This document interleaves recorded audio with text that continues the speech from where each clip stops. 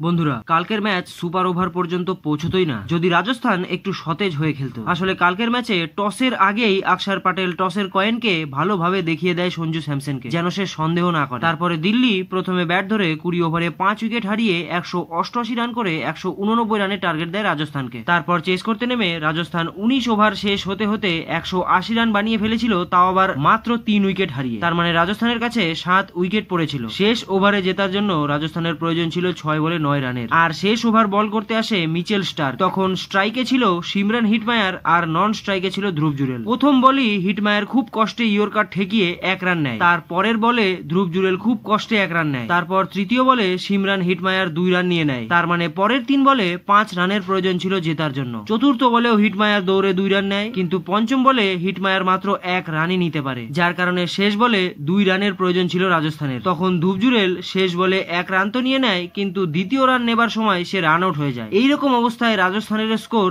দিল্লির সমান 188 রানেই পৌঁছায়, যার কারণে এই ম্যাচ ড্র হয়ে যায়। তাই আম্পায়ার শেষে গিয়ে সুপার ওভারের ঘোষণা করে। তারপর সুপার ওভার খেলতে এসে রাজস্থান 6 বলে মাত্র 11 রানই করতে পারে, কিন্তু দিল্লি ব্যাট ধরতে এসে মাত্র 4 বলেই তারা 13 রান করে ফেলে, যার কারণে রাজস্থান একটি জেতা ম্যাচও কাল রাজস্থান নিজের দোষেই হেরেছে।